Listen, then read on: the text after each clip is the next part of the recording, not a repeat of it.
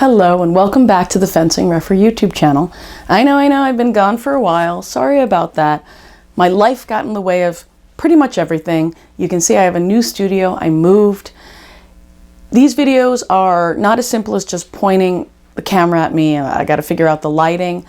Also, I was looking at some of the data and I'm going to be trying to make these videos shorter. So I'm going to condense the information into probably about 5 minutes. I'm going to try and produce 2 to 3 a month.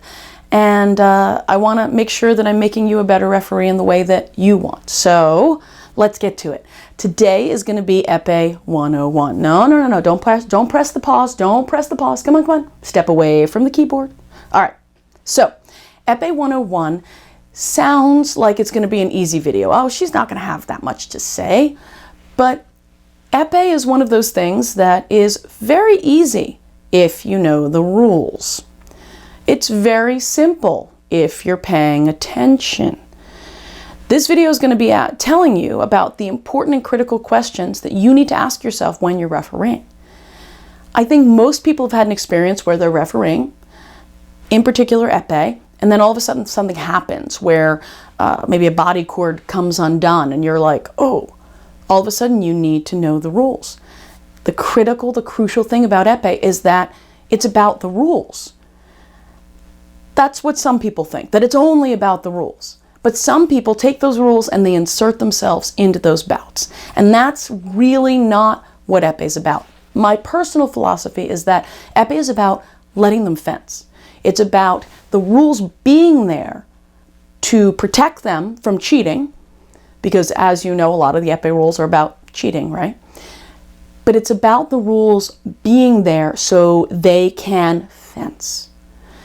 There is, I smile when I say this because I'm a big Harry Potter fan, and there's a character in Harry Potter that says constant vigilance. And that's a critical thing, is that you are always watching the bout. And you're watching the correct things. You have a generalized focus. You've got a good angle on the bout, another critical thing. Because if you are standing in the middle and kind of pivoting, you might miss core to avoid. You might miss them going off the back end of the piece. You might miss a lot of things. So you have to be constantly watching, and you have to be in the right position to do so.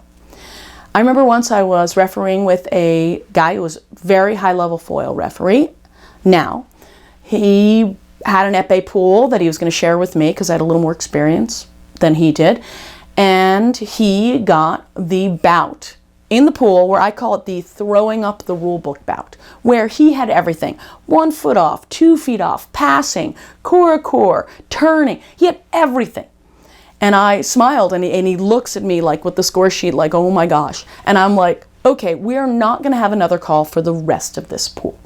And he's like, no way, there's no way. We pretty much didn't have another call. I don't know that I had a call until maybe the top 8 bouts. Like, you just will have that happen, where you will have no calls. And if you're not paying attention, something happens, the rules implode. This is where also, if you are a foil or a saber referee, where priority can help you.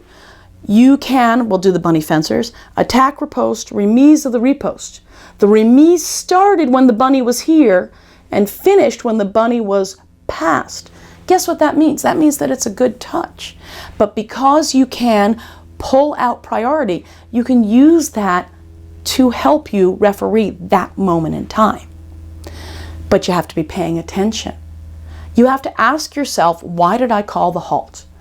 Did I call the halt because the girl had crumpled to the floor and then remised after she was down? Or did I call the halt because she was, out of control, or because of the light? Why did I call the halt? She crumbles to the floor. I'm calling it because she's on the floor. Then she remises. I called the halt because she fell, not for the light and not for the touch.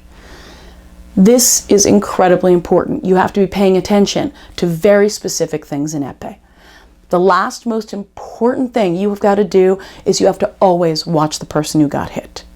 Watching the person who got hit is because they could be changing something. They could be tightening their barrel and then presenting.